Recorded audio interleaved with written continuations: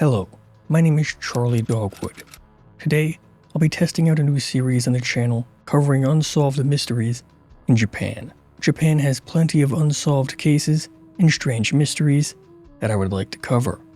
Assuming this video does well, we'll continue occasionally with new installments in the series. Today's installment, on a sleepy little island far south of mainland Japan, 7 unknown skeletons were found in the crematory. Who were they? Who burnt them? And why? Now, let me get this thing off. It's too hot in here.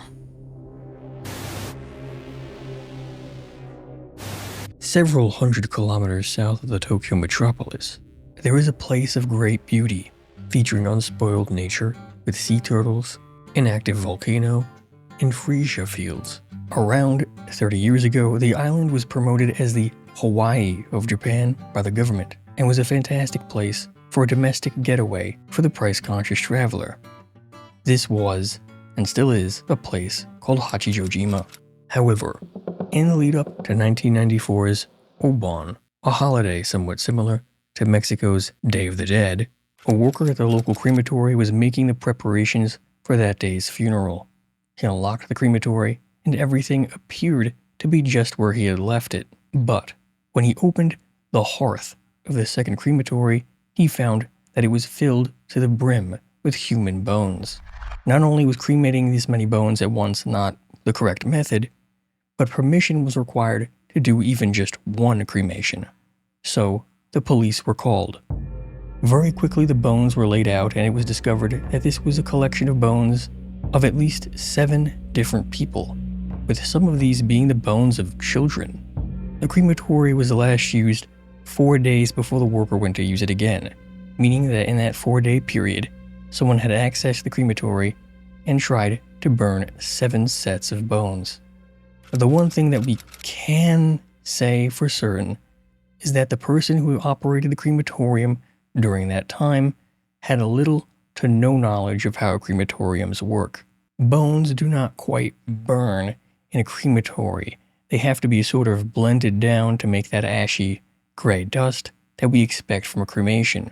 Crematoriums burn at about 1,400 to 2,000 degrees Fahrenheit, taking around 3 to 4 hours for a single body.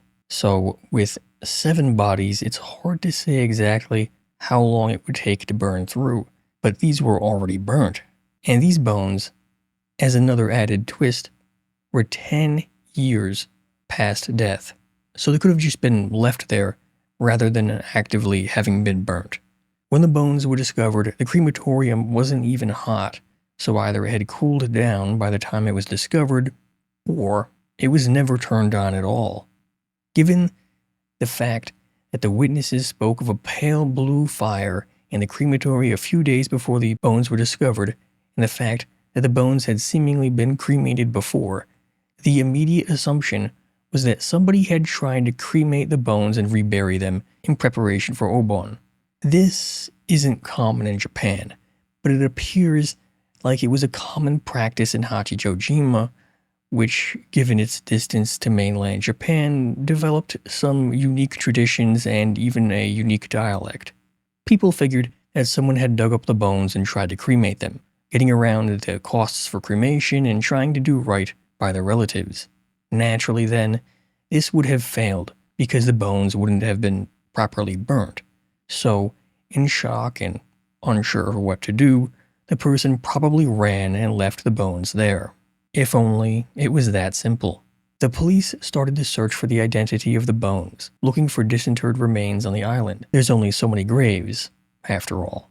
But they couldn't find any. Even after a second search, no one had dug up any bones on the island.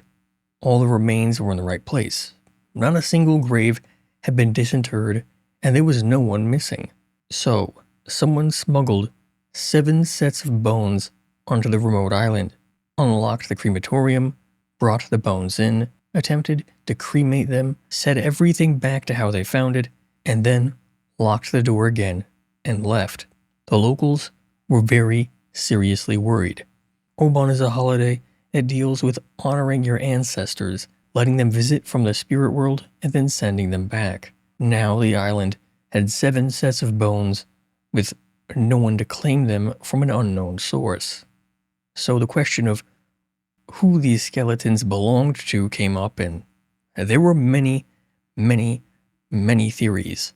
Some suggested that they had been killed in an unrelated crime and then burnt to hide the evidence. Others said that perhaps they were workmen who had died when building fortifications on the island during the Second World War. But then why were the bones of a child among them? Then you had those who said that perhaps these were the bones of ghosts who wished to come back. After all, it was Obon, on the island many years prior, in the 1950s, when building a roadway, 7 workers had been buried alive in a landslide. In both of those incidents, the number 7 appeared, and that would have been considered by those who were from the island. Once they noticed that, they would be incapable of ignoring it.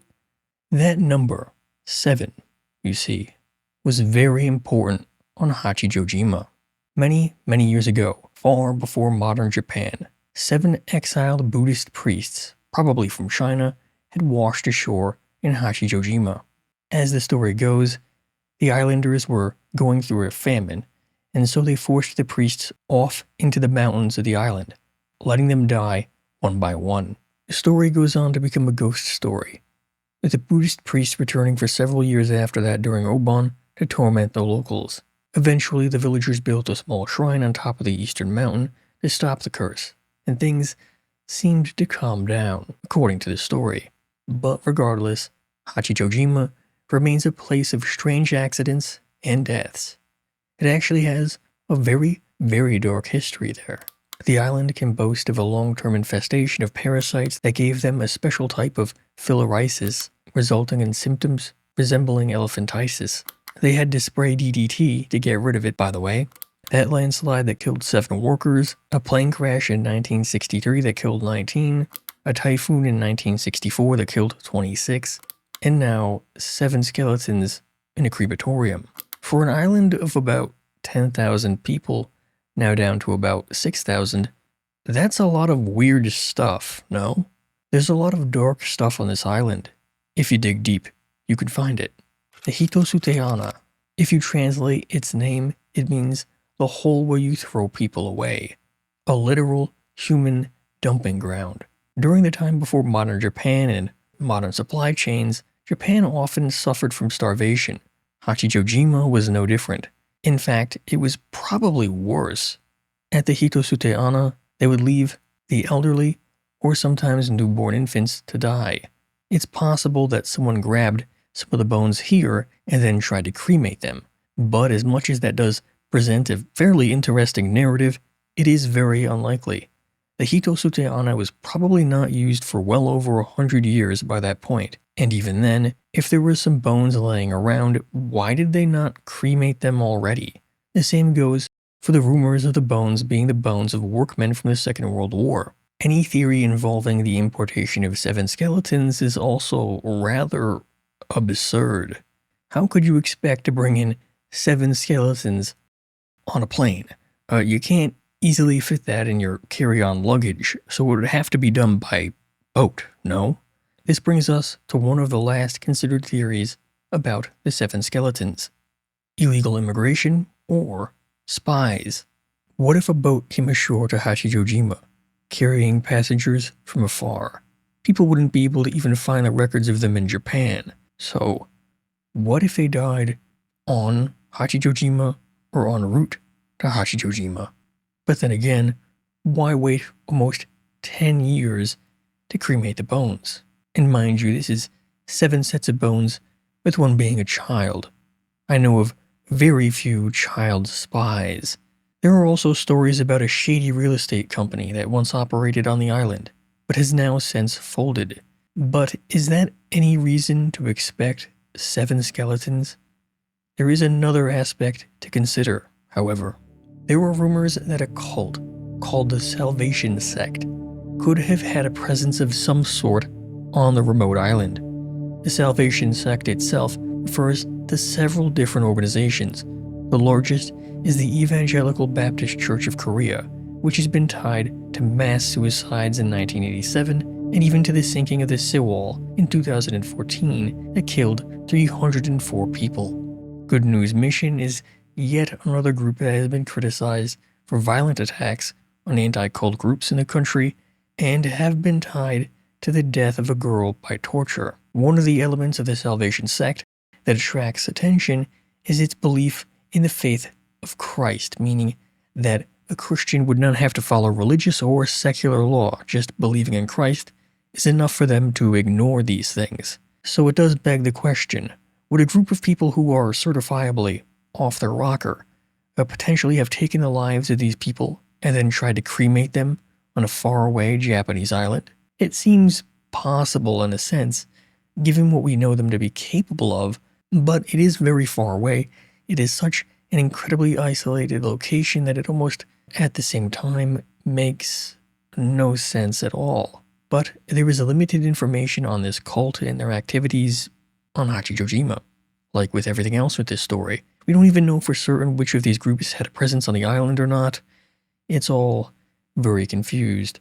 Part of me wants to say that I don't think it's likely that those bones were from the island, but if I do, then that still means the unlikely task of smuggling human bones onto Hachijojima took place, either with an airplane or via the boat. The answers, unfortunately, don't really jump out at you, and the reporting on this particular incident isn't exactly in depth either.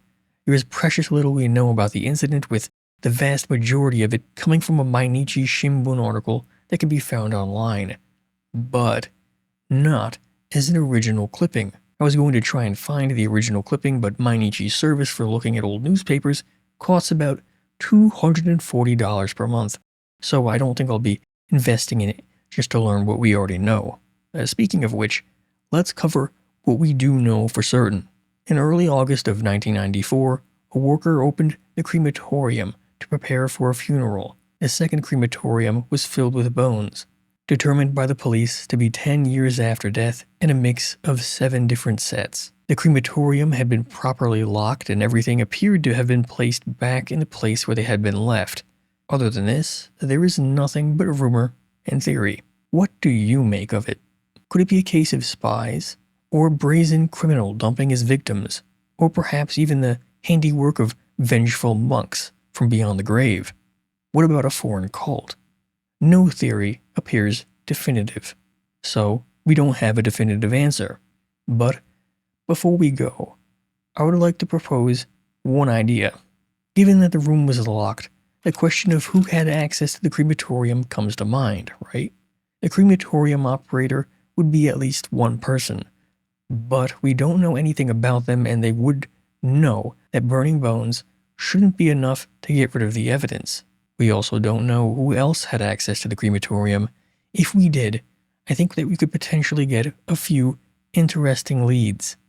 Either way, until a solution is found, it appears that this case will be an unsolved mystery. Thanks for watching. As always, the Charlie Dogwood channel provides stories on crime, corruption, chaos, conspiracies, and of course, cool stories. If that sounds good to you, please consider subscribing, liking, commenting, and sharing the video. Also, feel free to check out my Twitch, YouTube gaming channel, and stream VOD channel. I even have a Discord. If you're interested, all links are in the description. Without further ado, check out this video. It's pretty good. Good stories only. Thank you.